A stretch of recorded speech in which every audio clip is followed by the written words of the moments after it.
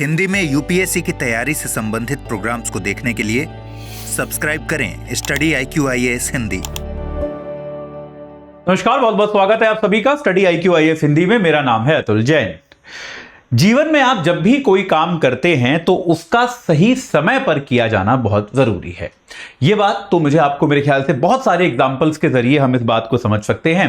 अगर आप कोई खेल खेलते हैं, आप कोई स्पोर्ट्स खेलते हैं, भारत में सबसे पॉपुलर खेल जो है वो क्रिकेट है, तो क्रिकेट में अगर आप बैटिंग करते हैं तो आप जानते हैं कि टाइमिंग का उसमें कितना बड़ा योगदान होता है।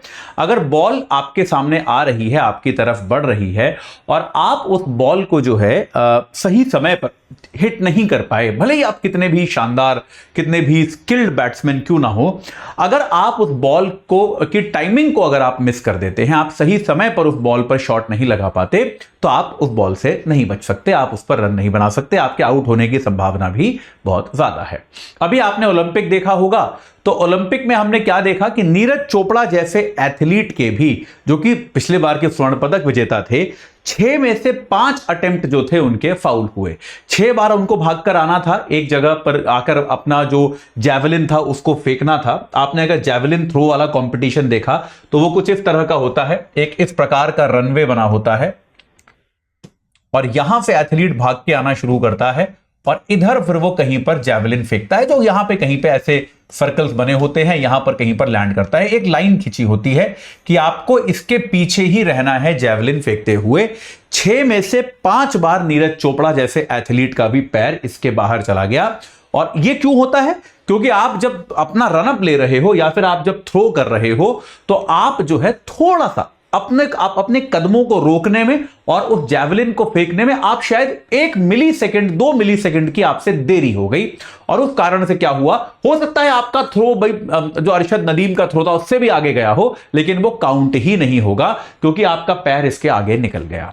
तो भाई किसी भी खेल में, किसी भी चीज में, जीवन में समय जो है, टाइमिंग जो है वो बहुत ज्यादा जरूरी है। और यूपीएससी की तैयारी जो है बेटा, उसमें भी टाइमिंग बहुत ज्यादा आवश्यक है। मैं बार बार आप लोगों को यह बात बताता हूं कि यूपीएससी की तैयारी जो है वो कोई आपके कॉलेज एग्जाम की तैयारी नहीं है।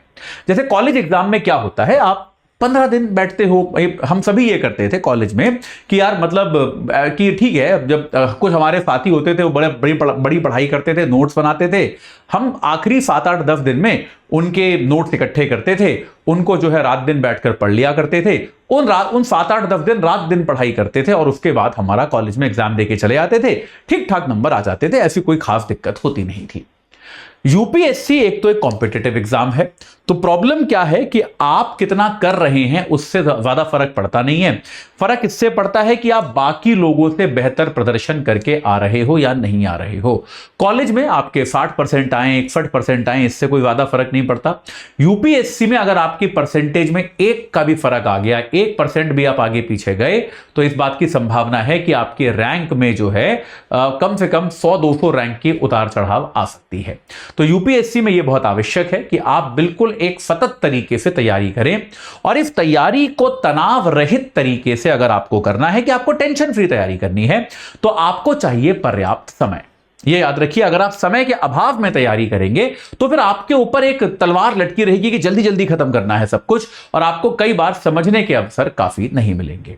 तो जैसा कि मैं बार बार आपको बता चुका हूं कि अगर आपको 2025 की परीक्षा देनी है तो भैया अब आपके पास तकरीबन 285 दिन बाकी रह गए हैं आपकी प्रारंभिक परीक्षा में। आपका जो प्रीलिम्स है उसमें अब केवल 285 दिन रह गए हैं। कब? 25 मई को है ना प्रीलिम्स। एक बार चेक ही कर लेते हैं, ऐसे क्यों मान रहे हैं, एक बार चेक कर लेते हैं। हाँ जी, तो क्या है,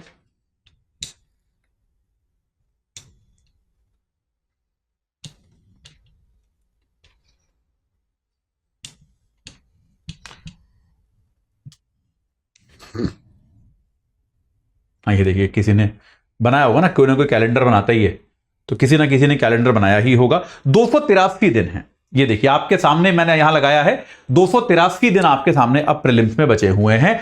285 दिन भी आपके सामने अब नहीं है, 283 दिन आपके पास बाकी हैं। तो यार इन 283 दिनों में अगर आपको पढ़ाई पूरी करनी है तो भाई आपको सटीक तैयारी, सजग तैयारी आज से शुरू करनी पड़ेगी। अब से आप हर दिन जो खराब कर रहे हैं वो आपकी तैयारी को प्रभावित करेगा। अगर आप लॉजिकली परसेंटेज में भी देखें तो 283 दिन मतलब आपका हर दिन जो है वो लगभग 0.32% के आसपास का हो गया है। 3.2 भी नहीं, 3 से भी ज्यादा हो गया, करीब करीब 0.35%। और आपको मैंने क्या बताया था, हर 1% आपकी रैंक को नीचे गिराएगा। तो याद रखिएगा आपका हर दिन अब जो है करीब करीब 0.35% के आसपास का है, 35-36% के आसपास का है। तो भाई अब अगर आप अपनी तैयारी में हर दिन की जो डिले कर रहे हैं वो डिले आपको महंगी पड़ने वाली है। वो डिले आपकी तैयारी में से कुछ ना कुछ जो एक स्किल है वो कम करेगी। फिर अब आपको थोड़े से समझौते करने पड़ जाएंगे इसके बाद कि चलिए इस विषय में थोड़ा कम पढ़ लेते हैं, कोई चीज अगर कम समझ में आई तो उसको छोड़ देते हैं, आंसर राइटिंग का अभ्यास थोड़ा कम कर लेते हैं, टेस्ट सीरीज का अभ्यास थोड़ा कम कर लेते हैं, क्योंकि आपके पास समय कम है। याद रखिए अभी ऑलरेडी जो बच्चे मई में जुड़े थे वो ऑलरेडी अपना, अगर जो मई में जुड़ा था या जून में जुड़ा था वो अपने 2 विषय अब तक खत्म कर चुका है। इस बात की संभावना है कि वो अपनी पॉलिटी खत्म कर चुका होगा या कर चुकी होगी, वो अपना इकोनॉमिक्स या हिस्ट्री या कोई एक और विषय, लगभग 2 विषय पूरे खत्म हो चुके हैं। तो आप ऑलरेडी इतना पीछे हैं उन बच्चों से जो आपके साथ एग्जाम देने वाले हैं। पर अगर आपने और इंतजार किया तो निश्चित तौर पे अब वो आपसे 3 विषय आगे हो जाएंगे और फिर इस बढ़त को पकड़ पाना बहुत मुश्किल हो जाएगा।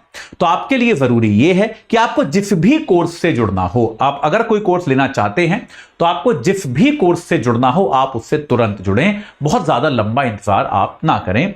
मैं आपको स्टडी IQ IAS हिंदी का हमारा जो प्रतिज्ञा बैच है, हमारा जो प्रतिज्ञा कोर्स है, उसके बारे में मैं आपको बता देता हूं। तो भाई इसमें क्या होता है, ये प्रतिज्ञा कोर्स है। आप AJ लाइव कोड लगा के, सबसे पहले तो इस पे स्वतंत्रता दिवस की सेल लगी हुई है जो कि केवल कल तक चल रही है, केवल कल तक ये सेल है, 15 अगस्त तक। तो भाई याद रखिए अभी आपको ये 23,999 रुपए का मिल जाएगा। आमतौर पे 27,999 इसकी कीमत होती है। इसमें आपको हर विषय पढ़ाया जाएगा, प्रारंभिक, मुख्य, परीक्षा से लेकर साक्षात्कार तक का। रोज 3 घंटे के आपको लाइव क्लासेस मिलेंगे जिसमें आपको प्री और मेंस का मिलाकर पढ़ाया जाएगा। आपको इसमें मेंटोरशिप मिलेगी, एक मेंटोर दिया जाएगा जो कि आपकी तैयारी को एक सही सटीक आकार देगा, आपको हमेशा सलाह देता रहेगा। आपको इसमें डेली आंसर राइटिंग की प्रैक्टिस मिलेगी, प्रीलिम्स के लिए भी और मेंस के लिए भी। प्रीलिम्स के लिए मतलब MCQ की प्रैक्टिस और मेंस के लिए आंसर राइटिंग की प्रैक्टिस। प्री और मेंस दोनों की टेस्ट सीरीज इसमें इंक्लूडेड है।